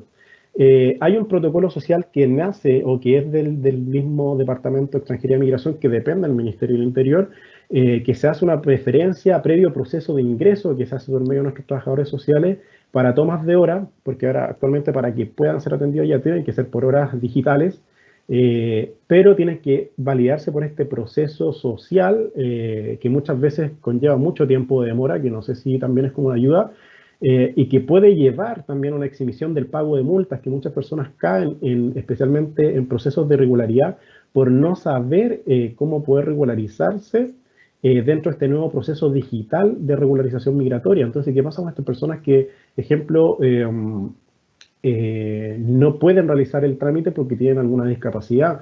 Entonces, ahí también queda otra pregunta. También se basa también en la voluntariedad diplomática, que depende netamente de la voluntad de los cuerpos diplomáticos para poder ayudar a estas personas en situación de discapacidad, especialmente, ejemplo, hay países, especialmente como Haití, no dan ninguna ayuda a las personas que son de su nacionalidad, pero sí, ejemplo, otros países como Perú o como Brasil, que tienen un nivel económico un poco mayor, o sus misiones diplomáticas tienen un nivel económico mucho mayor para poder ayudar a sus connacionales, puede haber una ayuda, pero no siempre es así. Entonces depende del caso a caso, depende también del proceso de ingreso social que generan también las oficinas migrantes o la ONG para poder ayudar en ese caso a las personas en situación de discapacidad en el sistema migratorio. Estamos los desafíos también. Los desafíos para ir mejorando esto sería evitar las barreras de regularización para el retardo general, especialmente ahora en tiempos de COVID, porque no está atendiendo extranjería. ¿Y qué pasa con estas personas que están en este proceso de regularización? Y más encima también tienen esta condición o una situación de discapacidad. Hay una falta de políticas claras en medidas de protección específicas desde un enfoque de seguridad humana, de derechos humanos para garantizar la integridad física y mental de las personas con discapacidad. También hay una falta o hay que apuntar también en una comprensión cultural, especialmente en grupos, ejemplo en nuestro territorio como la colectividad haitiana, que también no hay una comprensión cultural para ver en ciertos casos de situaciones de discapacidad intelectual o de incapacidad también mental, perdón. Y adecuar los procesos de migración a personas en situación de discapacidad, que es lo que anteriormente hablábamos. O sea, el sistema migratorio no está completamente dotado dotado para poder ayudar a esta persona en situación de discapacidad y que sea migrante. ¿Ya? Entonces, y por último, hacemos la pregunta, ¿en Chile la discapacidad es una limitante para migrar? Yo creo derechamente que sí, es una limitante derechamente por lo que anteriormente hablábamos, porque el sistema migratorio chileno se basa y lo que busca realmente es una migración laboral. Entonces, si una persona viene con una discapacidad y finalmente no es un aporte para el Estado, como lo mira esta antigua ley migratoria, directamente es una limitante. Y ya estando incluso en el país también es una limitante, ya que muchos de ellos no van a poder trabajar. Entonces ahí se empieza a generar esta bola de nieve y finalmente el migrante y discapacitado no accede a los mismos derechos que todos. Así que esa es la presentación, tratar de hacer lo más resumida posible. Bueno, muchas gracias, Gerson, por tu exposición. Recuerdo que está abierta la ronda de preguntas tanto para Rodrigo como para Gerson. Y de hecho, bueno, aquí tengo un par de preguntas ya que me han hecho llegar. La primera no está dirigida a alguien en particular, pero me imagino que es para Rodrigo. Y dice, a ver, espérenme un segundo. Preguntan si para una mayor inclusión debiese ser un electivo obligatorio el lenguaje de señas en carreras al menos de ámbitos esenciales tales como la salud, el derecho o incluso si se quiere trabajar en cargos públicos.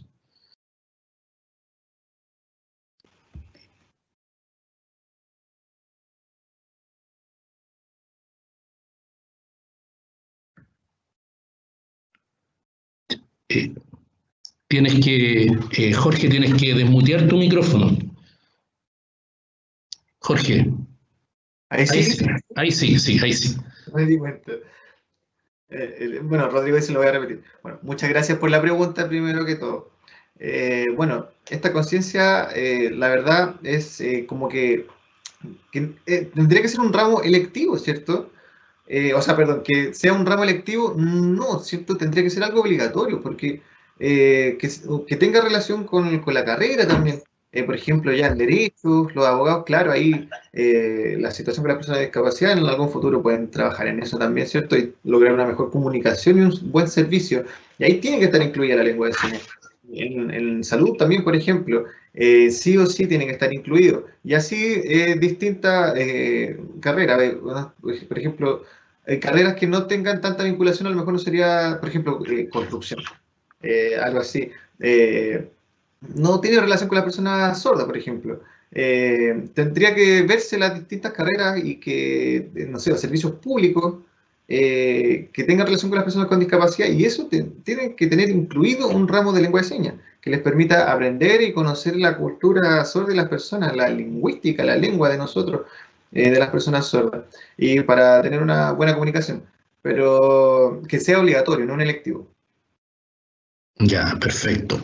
Y gracias. Y otra pregunta que le formulan a Rodrigo, dice, ¿qué aspectos socioculturales debiesen ser cambiados en el corto plazo para lograr paulatinamente una mayor integración de la comunidad sorda en la sociedad? Sí, bueno, buena pregunta también. Mira, hay un análisis que se ha hecho hace tiempo de estos ámbitos que hay que cambiarlo y cómo hay que hacerlo. Primero, como las personas oyentes tendrían que ampliar su mente y cambiar su estructura, ¿cierto? Como pensando en la necesidad de las personas, como por ejemplo, que se ve como una forma negativa, ¿cierto? Que las personas oyentes de repente etiquetan a las personas sordas como el progresito, el sordito, y les cuesta leer. No pueden tener los mismos derechos, ¿cierto? Por eso están más abajo en esta escala. Y tiene que primero cambiar esta mirada, ¿cierto? Que somos todos iguales. Yo tengo un título, soy profesor, ¿cierto? Tengo licencia de conducir, soy independiente, trabajo y me gano mi sueldo. Hay que cambiar esta negativa y convertirla primero en algo positivo, ¿cierto? Que todo lo otro ya es del pasado. Y lo otro que sabemos que muchos políticos o empresas, ¿cierto?, se aprovechan de la palabra inclusión también, que es una forma de abuso en el ámbito de la discapacidad. Como figurar en el fondo, mi empresa es inclusiva y todo, por ejemplo. Hay que hacer prácticas reales, ¿cierto?, en cuanto a las personas con discapacidad e integrarla a la sociedad con respecto a la dignidad también de todos. Eso es lo más importante. Gracias. Hay otra pregunta aquí que es una pregunta más general, a lo mejor se la podríamos plantear a Gerson. Dice, ¿de qué manera podemos solucionar estos problemas si la verdad no son escuchados? Bueno, es una pregunta como amplia, pero... Sí, o sea, yo creo que efectivamente Chile es un país, bueno, y lo he dicho en todos los lugares que me han invitado a hablar. Yo soy bastante crítico con el sistema actual chileno, jurídico también, porque es un sistema netamente reactivo. Entonces, cuando pasa algo, ahí nos acordamos que tenemos que legislar. O sea, tuvo que morir Daniel Zamudio para hacer una ley antidiscriminación, que es mala, pero está. Tuvo que morir, no sé, un perrito cholito para hacer una ley para la tenencia responsable de mascota.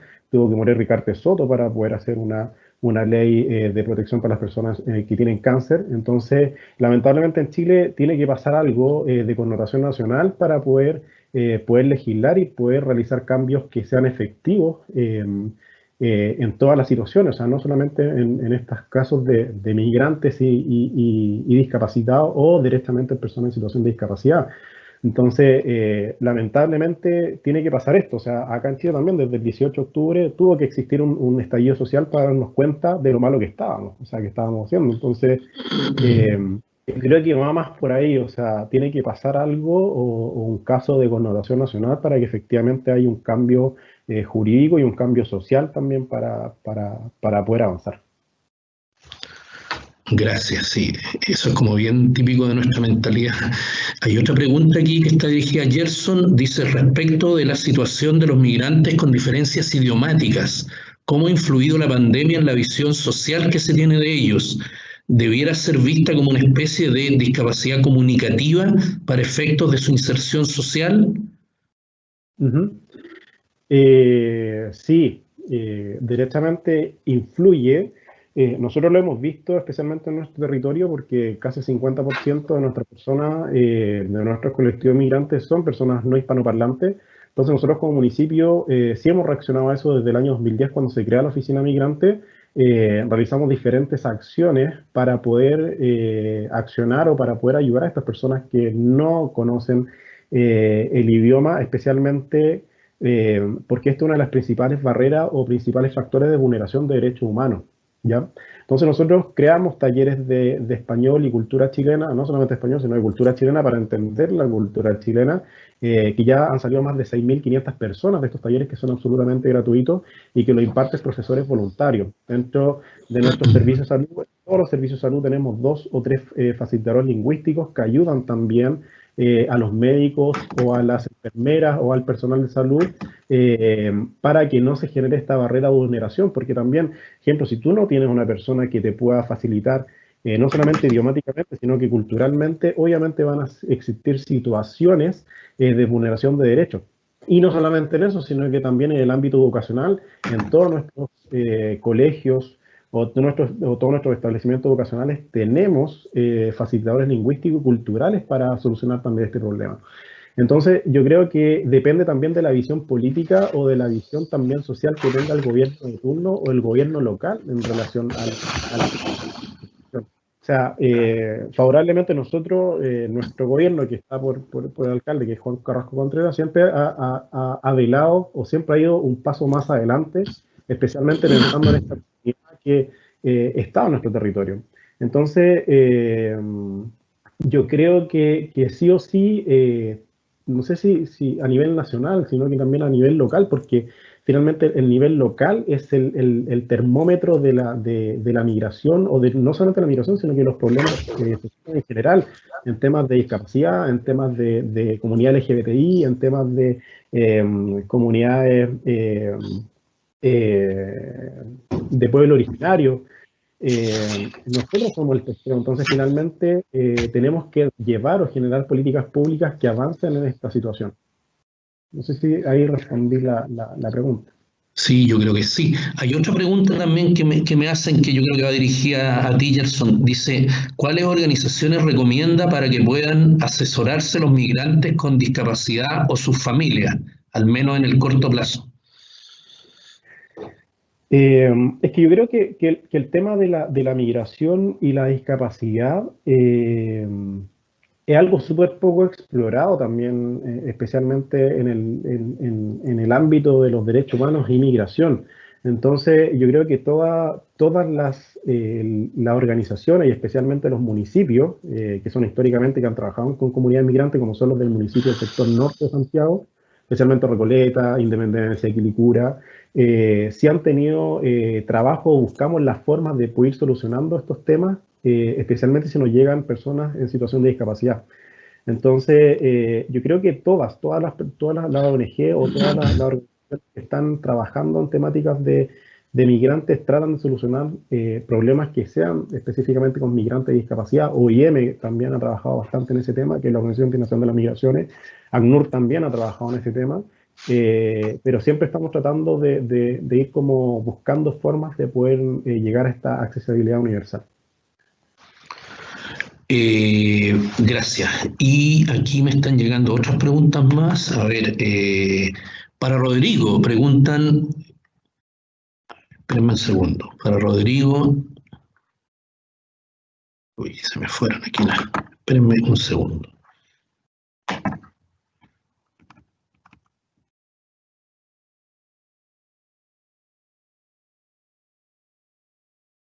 Para Rodrigo, para estudiar en la universidad, si tuviste que ir con intérprete, ¿ya? Y el lenguaje de señas, si se puede interpretar, si con el lenguaje de señas se podía interpretar todo el lenguaje jurídico, ¿no?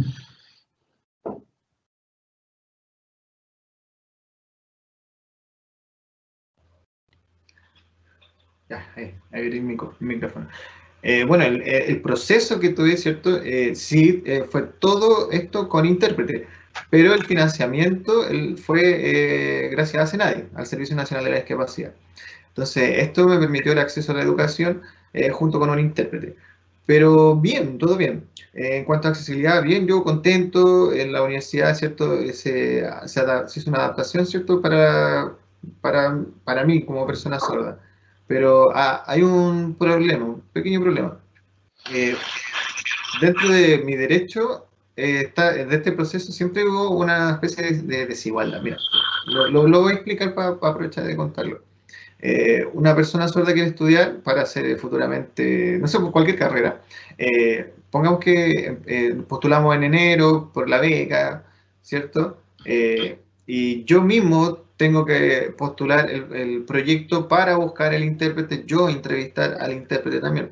La misma persona sorda tiene que hacerlo, yo tuve que hacerlo todo para tenerlo listo en marzo. Entonces, en el fondo, por ejemplo, este periodo de vacaciones que existe, no lo tuve porque tuve que dedicarme a todo esto. Nosotros como somos, estamos buscando un intérprete, entonces eso igual afecta al desarrollo psicológico, emocional de las personas, aspecto social, ¿cierto? Eso me pasó a mí. Y no hay otra alternativa, ¿cierto? Como sistema que gestione la búsqueda de un intérprete. La universidad, en el fondo, debería encargarse de buscarme un intérprete, por ejemplo. Entonces, dentro de la carrera, yo bien, feliz, muy bien con mi intérprete. Todo lo tuve. Hasta que me gradué y todo. Como puente de comunicación y acceso a la información. Yo poder participar dentro de la sala también, dar mi opinión, generar un reclamo, etc. Eso. Ya, aquí tengo una pregunta para Gerson. Dice, ¿cuáles medidas ha ido implementando la Municipalidad de Quilicura para aportar desde el gobierno local a la mejor aplicación de las normas administrativas en política migratoria, por ejemplo, en materia de salud de migrantes irregulares? Ahora sí, el micrófono apagado. Sí, como decía, claro, desde la municipalidad, el año 2010, que se crea la Oficina de Migrantes y Refugiados, esta es la oficina más antigua a nivel nacional, que se dedica derechamente al trabajo directo con migrantes. Había otra oficina, pero trabajaba con estas oficinas que ven la mayoría de los temas de vulneración social general, pero que trabaja derechamente con migrantes, fue Quilicura el año 2010. Entonces, de esto, netamente, o sea, en el tema de salud migrante irregulares, el alcalde, en los inicios también, incluso antes de la batería normativa que lanza Michelle Bachelet en su primer gobierno, que era el acceso para las personas, especialmente los niños y especialmente a las mujeres embarazadas, a la atención primaria y de salud. El alcalde daba instrucción a los servicios de salud que el migrante, independientemente de su condición migratoria, y especialmente si está en situación de riesgo también, la persona sí o sí tiene que ser atendida. Entonces, acá en Chile, o sea, acá en el municipio se han generado diferentes estrategias de poder atender a estos migrantes, especialmente con estos facilitadores interculturales, que muy pocas lo han realizado, pero especialmente nosotros sí lo hemos realizado pensando que efectivamente estábamos casi en la raya de que podríamos tener situaciones de, no recuerdo la palabra, pero situaciones de negligencia médica, especialmente por no saber, en los casos específicos de personas que no saben qué es lo que le pasaba, o explicarle también cómo te tienes que tomar el remedio. Entonces, obviamente nosotros tuvimos que reaccionar rápidamente a ello y poder generar estas políticas públicas, especialmente en el tema de salud municipal. Se han creado también campañas públicas, ejemplo, en una que participé también, que es de prevención de VIH, que esa campaña también se tradujo en creol. La mayoría de los centros de salud municipal, también todas las señaléticas están en creol. La mayoría también de los afiches que nosotros publicamos están en creol y en español. También están en mapuzungún en algunos lugares, pero en los afiches grandes. Entonces, tratamos de ir buscando esta inclusión derechamente por un tema que nos golpea, que es el tema idiomático. Nosotros esperamos que algún día, ejemplo, el taller de español deje funcionar, que no sea necesario. Pero entendemos que es una herramienta básica y fundamental para que no se generen situaciones de vulneración de derechos. Entonces, estas son las medidas que hemos aplicado, especialmente pensando en que, claro, o sea, nosotros como país hemos firmado y ratificado este sinnúmero de tratados internacionales de derechos humanos, pero no le hacemos la bajada normativa, no olvidamos que están ahí. Entonces nosotros como municipio hemos tratado de ir un paso más adelante en estas temáticas para que no se generen situaciones de vulneración de derechos. Entonces, eso, el tema de migraciones irregulares también, claro, o sea, no hacemos la distinción si está irregular o regular. Ese es el tema, o sea, es persona, no hacemos la distinción derechamente. Ya, gracias. Tenemos varias preguntas, pero ya por una cuestión de tiempo tendríamos que ir cerrando. Aquí te hacen una pregunta igual, Gerson. Dice si en Chile ya existe una tasa de desempleo alta, hay crisis social y sanitaria, ¿de qué manera crees que se abordaría una nueva llegada de migrantes? Entendiendo que, como tú dices, es una migración laboral. Ya, buena pregunta, buena pregunta. Sí, o sea, obviamente es una migración laboral. Nosotros jurídicamente o dentro de esta batería normativa migratoria se basa en temas que el migrante tiene que venir a aportar. Pero hay que tener la pregunta, o sea, los migrantes, ¿por qué vienen a Chile? O sea, vinieron a Chile porque antes del 18 de octubre había una creencia de que Chile era como el país bueno de la región, económica, social y políticamente más estable, pero después de esa fecha cambia. Entonces, obviamente, las oleadas migratorias, ya sea las grandes oleadas que fueron la haitiana y la venezolana, obviamente vinieron a Chile porque estaba esta estabilidad política y social. Y uno le hace esa pregunta especialmente a los colectivos venezolanos en su momento, ¿por qué venían? Y decían, no, porque en Chile hay una estabilidad política, social y económica, pero después del 18 de octubre cambió, entonces muchos migrantes han ido saliendo del país y esta copia feliz del Edén que nosotros pensábamos, o este imaginario que éramos los jaguares de Latinoamérica, se acabó. Entonces, el migrante no está en Chile porque es Chile el mejor país del mundo, sino que en ese periodo de tiempo y espacio era el país que era más estable dentro de la región. Entonces, el migrante viene obviamente por una empresa que viene a trabajar acá, porque viene finalmente a buscar una nueva oportunidad de vida o una nueva vida al país. Entonces, aquí está la pregunta que nosotros también la realizamos siempre, que el migrante viene a ser un problema, especialmente en el tema laboral, específicamente en las comunas que son de los alrededores o que son periféricas de la región metropolitana, especialmente, ejemplo, nosotros, Quilicura, que tenemos el parque industrial más grande de Chile, tenemos más de 1.500 empresas. Y acá el migrante sí es un problema, ¿Ya? Una, porque el migrante es de raza negra. Dos, porque el migrante te viene a quitar el puesto laboral. Y porque la mayoría de los quilicuranos trabajan en estas empresas que son del cordón empresarial y son mano de obra de producción. Entonces, obviamente, ven a un migrante, especialmente ahora venezolano, que viene con, sí o sí, la gran mayoría viene con un título ya de su país de origen, vienen a idioma, y vienen mejor preparados. O sea, todas las estadísticas señalan que los migrantes tienen una mejor preparación educacional que el chileno.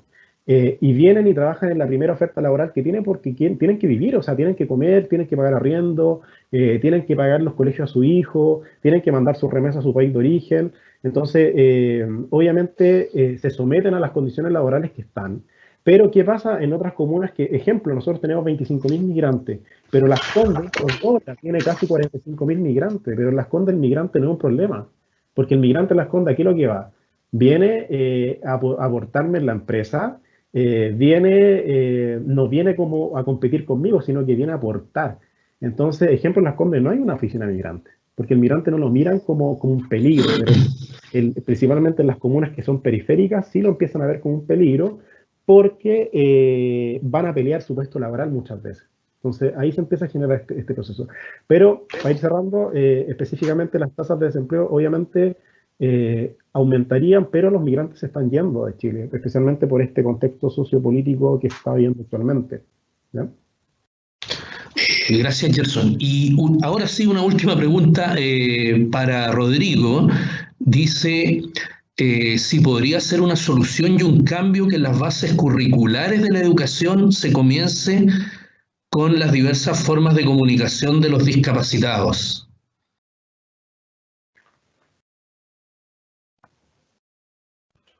Ahora sí. Bueno, gracias por la pregunta. Lo que pasa con la malla curricular y el acceso y las formas de comunicación, eso, claro, es muy importante, pero la pregunta y la solución ¿es para el oyente o, por ejemplo, para mí como persona con discapacidad? Entonces están estos dos caminos, ¿cierto? Perdón, la pregunta es enfocada a las personas que tienen discapacidad o a las personas que no tienen discapacidad en el fondo. No lo dice, pero yo entiendo que se refiere en general.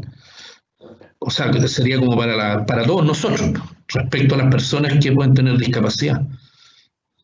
Vale, ya. Entonces, bueno, hay dentro de la malla curricular nacional, en el Ministerio de Educación, en el programa no está claro, ¿cierto? Es como una forma de mentalidad política que está puesta acá. Entonces, hay muchas temáticas acá.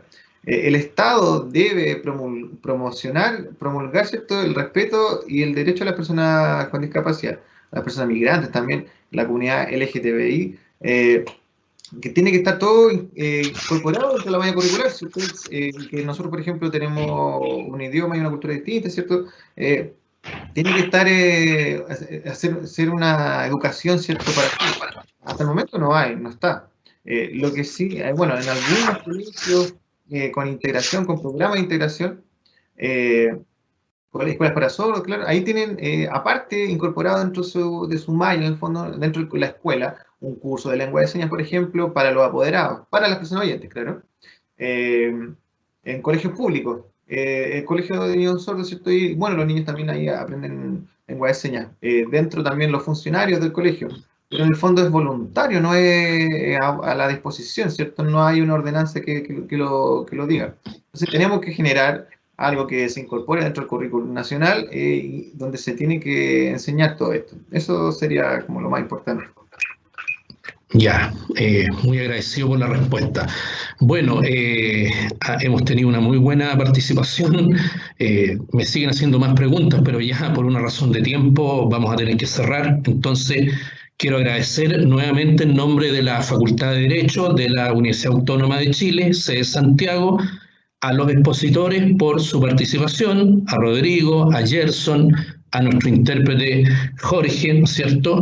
Y bueno, la idea es poder seguir realizando estas actividades de extensión, de vinculación con el medio, relacionados con los derechos de las personas con discapacidad y de los derechos fundamentales en general, porque se inscribe dentro de la temática que ha ido queriendo desarrollar la Facultad de Derecho de la Universidad Autónoma de Chile, pensando que esta situación de pandemia en algún momento va a tener que mermar, ¿no es cierto? Y que después vamos a tener que abocarnos a una situación de relativa normalidad donde vamos a tener que seguir conviviendo con las personas y ellos con nosotros más bien, porque son ellos los que tienen los problemas, ¿no es cierto?, respecto de nosotros, de las personas con discapacidad. Así que esperamos poder seguir con estas actividades y, bueno, si Dios quiere, tenerlos también el día de mañana como invitados. Así es que eso es lo que les quería decir y con ello damos por finalizada la actividad de vinculación con el medio, ¿ya? Así que muy agradecido a todos y lo mismo a los asistentes, a los estudiantes, académicos, miembros de la comunidad MOMAS y todo el resto del público en general. Así que gracias nuevamente y nos estaremos viendo. Chao, chao. Chao.